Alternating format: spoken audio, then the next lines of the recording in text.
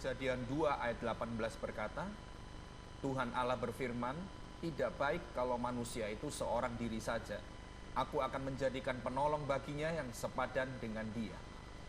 Gitu kan. Shalom Pak James. Shalom Walden. Ayat tadi itu berkaitan dengan jodoh ya sepertinya.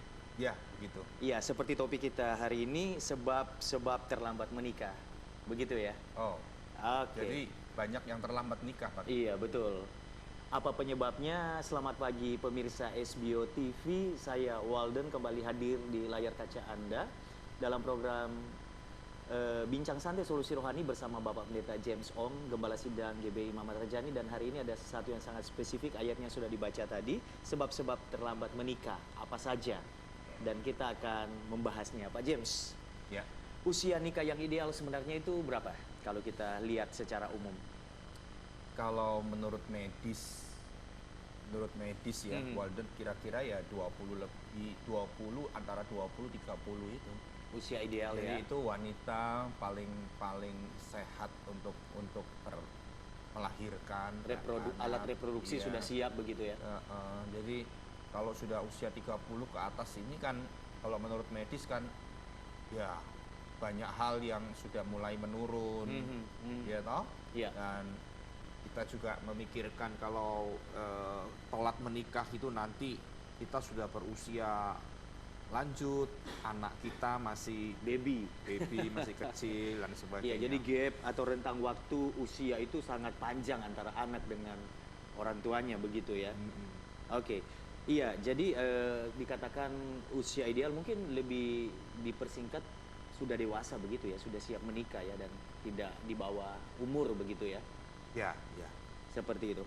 Iya, lalu kemudian pemirsa mungkin bertanya-tanya, kalau ada usia ideal, kenapa ada banyak orang yang sampai melewati bahkan batas usia ideal ini belum menikah? Menurut Pak James, pengamatan Anda, penyebabnya apa? Jadi kenapa banyak orang telat menikah? Betul. Saya rasa ada banyak jawaban, Walden. Yang pertama, mungkin mereka belum menemukan yang cocok ya. Nah, ini yang Ya. cocok ini agak rumit ya. Jadi yang cocok nih kita bisa bagi menjadi dua bagian. Yang pertama, yang cocok ini maksudnya gini, yang benar-benar dijodohkan oleh Tuhan. Oh, Ya, jadi kita menikah itu seharusnya kan kita benar-benar harus menemukan ini benar-benar jodoh dari Tuhan atau belum, atau tidak gitu. Iya. Jadi ternyata banyak orang menikah, dia nggak tahu kalau ini dijodohkan oleh Tuhan nggak. Ya dia cuman punya pertimbangan gini, usia oke. Iya, Lalu pekerjaan juga mantap. sudah punya pekerjaan. Diajak ngomong enak, nyambung gitu kan. Keluarga juga senang. Ya, kedua pihak sudah setuju. Oh ya udah kawin nggak? Udah gitu kan. Biasanya Iya. kan gitu. Tapi kita belum tahu bahwa ini Jodoh dari Tuhan jodoh atau dari bukan? Tuhan belum. Bukan. Ya, jadi banyak, artinya gini. Banyak orang menikah yang salah jodoh, Walden. Jadi banyak orang yang salah jodoh ini. Dan biasanya kalau memang kasusnya diawali dengan sesuatu yang salah seperti ini, kedepannya itu agak sulit ya untuk penyesuaian. Ada banyak konflik yang susah untuk diselesaikan begitu Ya, Pak. jadi kalau kita tahu dari firman Tuhan, sudahkah kita menemukan tulang rusuk? Gitu, ya kan? Jadi banyak orang bukan menemukan tulang rusuk, tapi tulang rusak katanya, gitu ya. Jadi kalau tulang rusak, ya itu nanti akan merusak kehidupannya sendiri, merusak Begitu dirinya ya. sendiri. Di usia pernikahan 5 tahun, 7 tahun, 10 tahun, Iya. 15 tahun, buyar itu sudah. Iya, tergantung ketahanannya untuk ngempet gitu ya, Iya. sampai berapa lama. Jadi belum menemukan jodoh yang cocok. Yang pertama itu karena memang belum bertemu jodoh yang dari Tuhan, begitu ya. Jadi ya itu yang pertama. Yang kedua, belum menemukan yang cocok itu dalam arti secara fisik ya, maksudnya Iya. kita punya kriteria kan. Iya. Kita punya kriteria, aku juga punya angan-angan dulu Harus waktu masih tinggi, single, harus mesti kurus, tinggi, gitu mesti ya. putih, mesti pendidikannya sekian, tingkat pendidikannya, tingkat Iya. sosial ekonominya, Karakternya. lalu cantik, ya toh, baik, seiman dan Iya. sebagainya. Lah, itu kita kan setiap orang pasti punya kriteria. Iya. Tapi maksud saya gini loh, Walden, banyak orang karena kriterianya terlalu tinggi, sampai akhirnya dia tidak menemukan ini. Iya, karena gitu. yang menjadi kriterianya itu belum diproduksi begitu. Iya kan, susah toh. Kalau kita Terlalu mau lihat, sempurna ya. kalau kita melihat yang tinggi, putih, cantik, ya toh, kaya, pinter, Iya. seiman, terus lemah lembut, pinter berumah tangga, bisa main musik, bisa nyanyi. mana ada gitu loh. Mungkin ada di dunia ini ada cuman beberapa orang, kita susah untuk menemukannya. Dan itu sudah laku gitu. Oke, jadi dari Tuhan lalu kemudian kriteria kita sendiri kadang-kadang terlalu tinggi sehingga kemudian kita sulit untuk mencarinya, dan itu membutuhkan waktu sehingga telat begitu ya. Saya punya seorang kakak sepupu ya. Cewek ya. Hari ini dia sudah berusia 72 tahun. Sudah tua, tapi dia tidak pernah menikah, padahal dia tinggi, putih, cantik. Kenapa? Tinggi, putih, cantik, yaitu dia mencari yang seimbang. Waktu dia muda, dia sangat pilih-pilih. Dia nggak mau cowok yang kacamatanya tebal. Dia nggak mau cowok yang ini, yang itu, yang dia pilih yang terlalu sempurna. Akhirnya tidak mendapatkan, sampai akhirnya tidak menikah. Akhirnya memutuskan, sudahlah, nggak ada yang cocok begitu ya. Bukan memutuskan, karena ya nggak ada yang cocok bagi dia ya. Ya sudah, dia mau nunggu sampai kapan? Sampai hari ini mungkin nggak ada. Sudah 72 tahun sudah nggak mungkin menikah. Iya. Berarti terlalu pilih-pilih ya. Itu bisa dikatakan penyebab mengapa orang melewati batas usia ideal untuk menikah. Tetapi kan bukan berarti kita tidak boleh memilih dong, Pak. Betul, tidak boleh memilih. Tapi kalau memilihnya terlalu jelimet, dan ya ini yang menghalangi usia pernikahanmu jadi tua itu nanti. Hal-hal yang standar sebenarnya untuk kita memilih jodoh itu apa sih? Nanti kita bicara di segmen yang kedua ya. Berikutnya. Oke. Iya. Bagaimana kita bisa yakin kalau itu jodoh dari Tuhan? Tadi kan salah satu kenapa? Karena belum cocok-cocoknya yang dari Tuhan itu. Apa karena dia tidak seiman? Ya, nanti kita bicara di segmen berikutnya. Oke. Iya, baiklah pemirsa. Segmen berikut pasti akan lebih seru. Sebab-sebab terlambat menikah. Saya masih akan bicarakan dengan narasumber saya, Bapak Pendeta James Ong. Kami kembali sesaat lagi.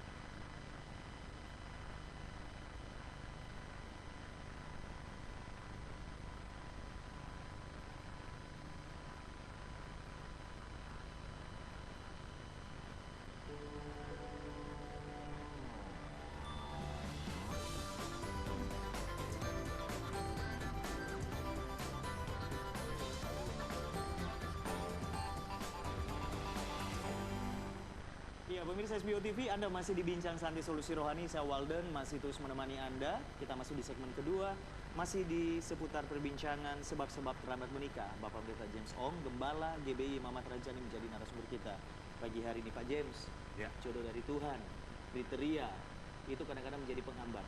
Yang dari Tuhan itu sebenarnya yang seperti apa? Gini Walden, banyak orang tadi saya katakan, dia menikah salah jodoh.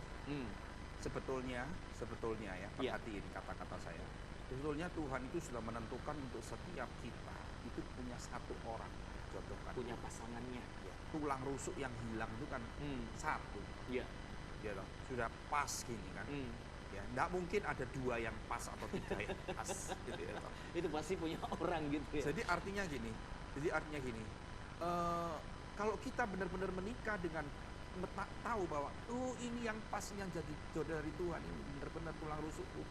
Nah itu enak banget gitu loh, ngerti? Penyesuaiannya tidak terlalu ruwet pasti gitu ya. Ada penyesuaian, pasti ada nggak cocok, pasti ada gitu loh ya.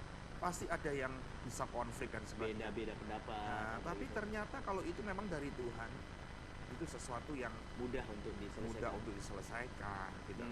Jadi artinya gini, terutama untuk anak-anak muda ya. Ya. Tips untuk anak-anak muda yang lagi pilih jodoh, Ya. jangan sampai salah memilih Ya. jodoh. Artinya gini, kalau kita ini, mungkin saya, ini contoh saya ya, Ya. saya hari-hari ini usia saya sudah mulai usia mencari jodoh misalkan, ya. Nah, saya sudah mulai ada satu cewek yang saya incar gitu ya. Dan setiap kali ketemu dia dek dek dek gitu. Ya, jantung mulai berdebar gitu kan. Nah, itu seharusnya saya mesti punya satu kakak rohani atau satu mentor ya saya. Maksudnya ada di gereja atau di luar gereja, pembimbing ya. Pembimbing rohani saya harus beritahukan ke dia.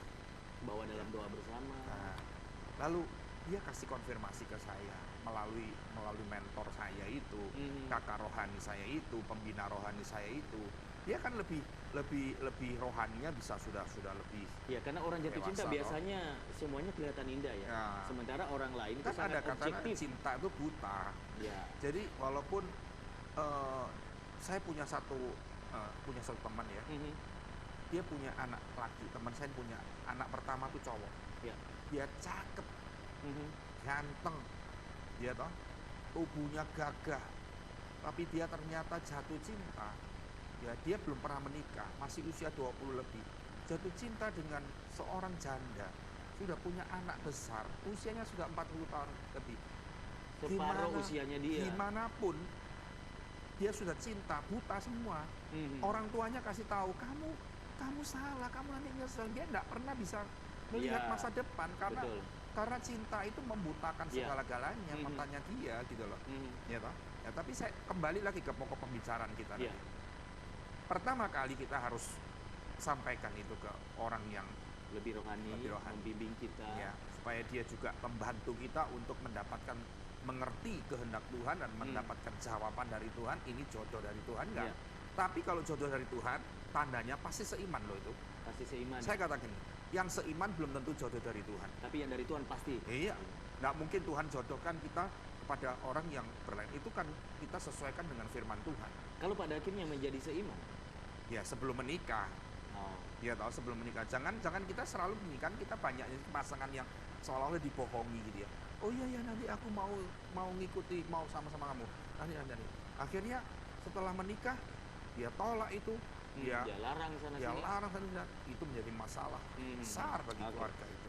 Ya. Ya, jadi harus seiman karena firman Tuhan bilang terang dan gelap tidak bisa berjodoh. Ya. Ya, oke, seiman. Perlu diperhatikan Waldo, yang seiman belum tentu jodoh dari Tuhan. Tapi jodoh dari Tuhan tandanya pasti itu seiman. Oke. Lalu kalau mengenai kriteria fisik, itu relatif ya. Kriteria fisik itu makanya kita nasihatkan kita enggak usah terlalu punya kriteria yang terlalu tinggi kan. Karena itu merugikan kita sendiri. Apalagi kalau misalnya kita juga pas-pasan gitu ya, tampang apa segala macam, kriteria terlalu tinggi ya apa ya, kalau gitu. kita pas-pasan ya kita cari yang terlalu tinggi. Jangan terlalu tinggi dong. Kita laku aja sudah anugerah Tuhan, puji Tuhan gitu. Iya toh.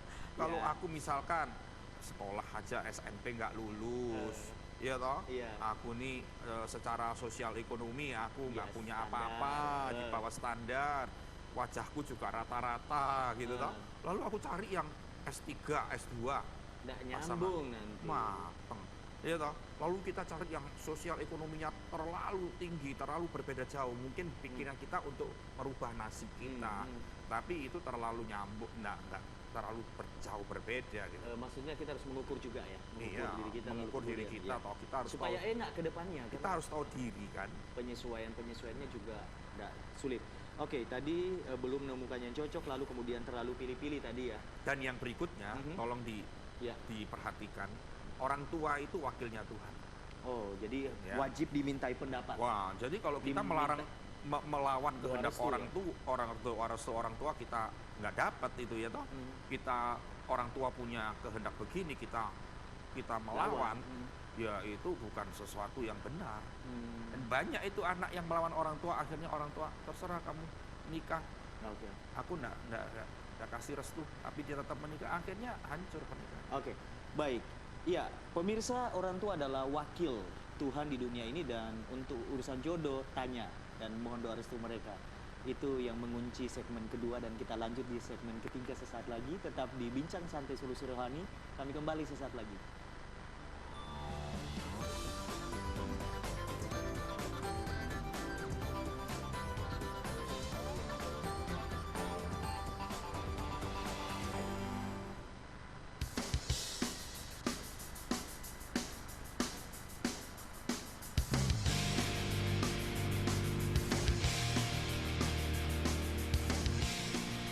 Hey, what's up, pecinta olahraga? Apa kabarnya pagi hari ini? Semoga tetap bersemangat.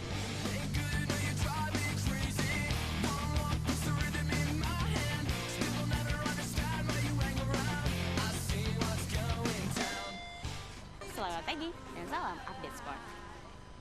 Tim City Guide kali ini akan memberikan inspirasi serta informasi tentang tempat-tempat yang seharusnya Anda tahu. Sejak tahun berapa sih, Pak? Tahun 90. Penasaran kan? Ada es apa aja nih?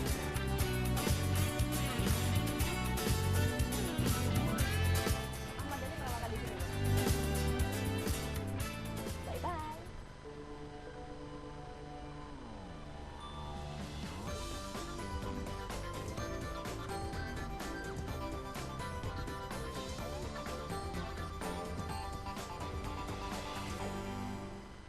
Iya, pemirsa SBO TV, puji Tuhan, Bincang Santai Solusi Rohani terus menemani Anda. Saya Walden, dan kita ada di segmen ketiga. Topik kita sebab-sebab terlambat menikah, Pak James. Banyak hal ternyata ya, kompleks. Lalu kemudian tadi hormati orang tua.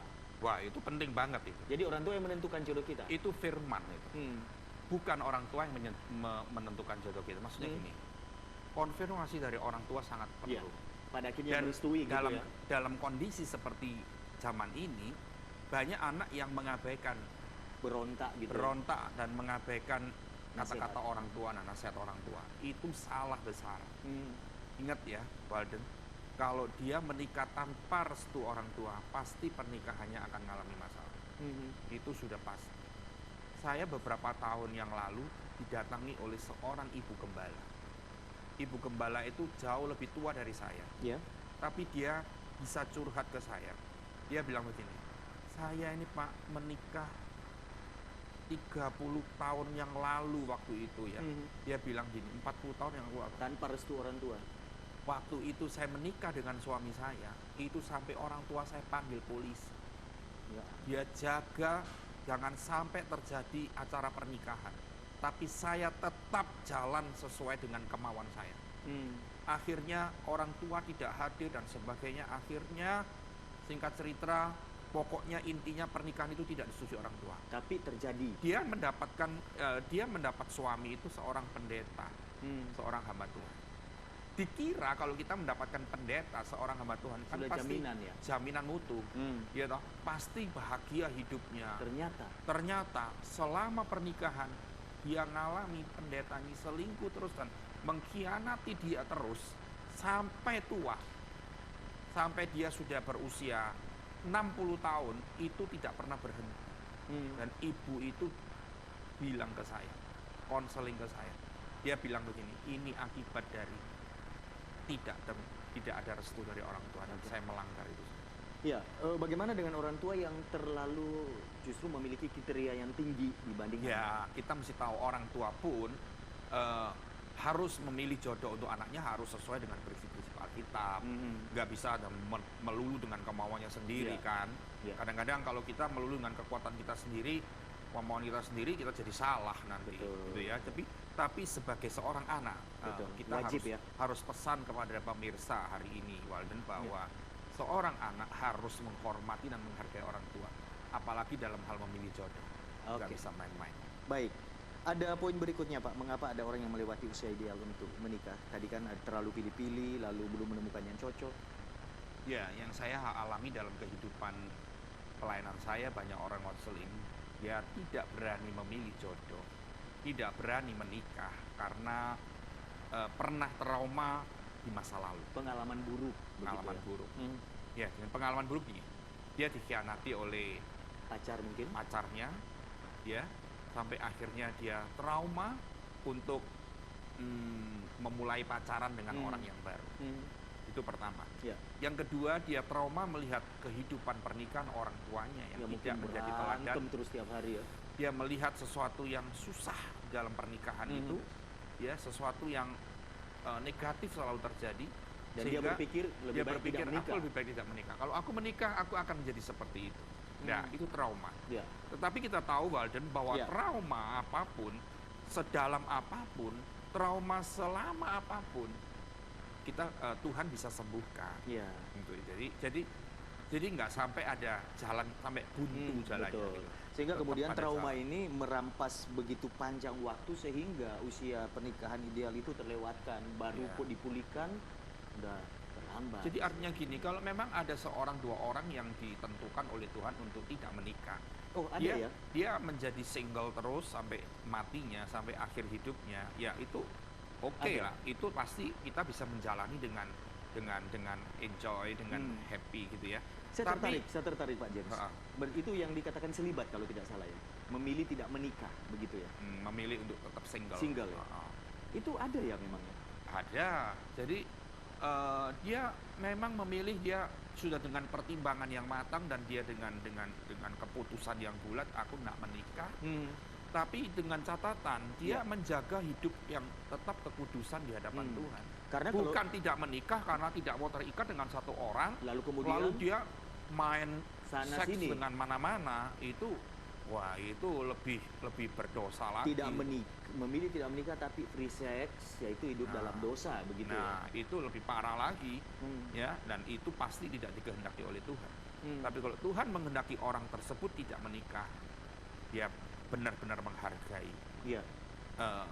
kesempatan untuk dia tetap hidup single dengan kudus, dengan tidak mencemarkan diri sampai akhir hidupnya. Mungkin bagi beberapa orang tua ketika anak mengambil keputusan saya tidak menikah secara sadar, keputusan itu diambil, bagi orang tua itu sulit untuk menerima, Pak ya, karena memikirkan masa depannya, cucu. Budaya timur itu kan kalau nggak menikah itu nanti banyak orang akan gosip. Ngomong apa gitu. Nah, kalau budaya barat beda kan. Budaya barat nggak pusing gitu. Nggak Kamu ngurus mau menikah dengan siapapun, nggak menikah pun nggak ada orang pusing. Tapi kalau di timur kan banyak orang gosip karena banyak orang nganggur kan. Iya. Jadi artinya gini, dia nggak menikah, takut orang tua punya anak nggak menikah nanti digosipin apa, nggak laku, apalagi kalau cewek. Iya. Cewek nggak menikah itu, aduh, nanti ceritanya sampai kemana-mana. Oke. Ya, jadi ketika seseorang terlambat menikah, bahkan kemudian memilih untuk tidak menikah, tetap single, itu harus dipertimbangkan banyak hal, termasuk masa tua nanti dan lain sebagainya, itu dipersiapkan begitu ya Pak James? Iya. Persiapkan benar-benar. Iya. Ya, karena mau tidak mau juga tidak menikah itu juga ada resiko. Menikah pun ada resiko. Lebih banyak mana resikonya? Oke, baik pemirsa, saya masih punya satu segmen. Anda memilih single, tetapi kalau itu dalam kehendak Tuhan, it's okay. Anda bisa menjadi seorang yang sangat berbahagia dan bisa lebih efektif di dalam banyak hal. Tetapi Anda pun ketika masuk dalam pernikahan, kalau itu kehendak Tuhan, Anda akan paling berbahagia. Jangan kemana-mana. Bincang Santai Solusi Rohani masih akan kembali sesaat lagi.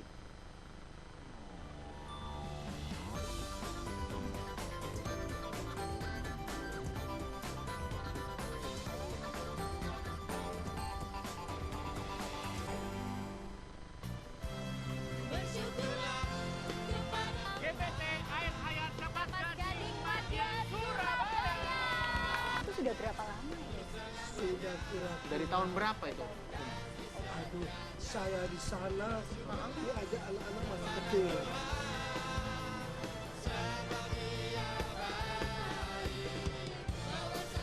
Iya. Setiap ibadah mereka latihan dulu. Pastinya di Musik Gereja.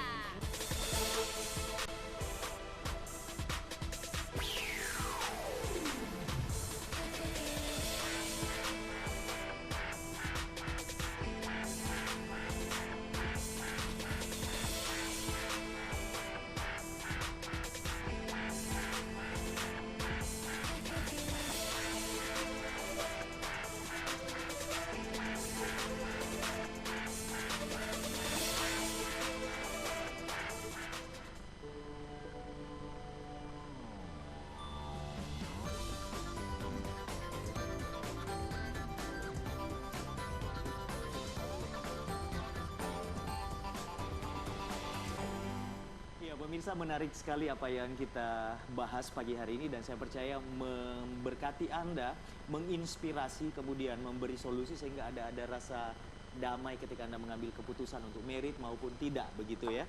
Dan Pak James, tadi ada orang yang memilih single, ya kan, seperti itu. Lalu kemudian ada yang menikah. Mana yang lebih berisiko, tidak ada yang tahu, begitu ya. Tetapi semua ada risikonya. Tetapi ketika pernikahan terjadi dengan salah jodoh, lalu banyak konflik, supaya terselamatkan, apa yang harus dilakukan oleh pasangan suami istri ini atau orang tua dari pasangan ini? Ini Walden, kita memiliki Tuhan yang sangat murah hati, sangat mengampuni, ya.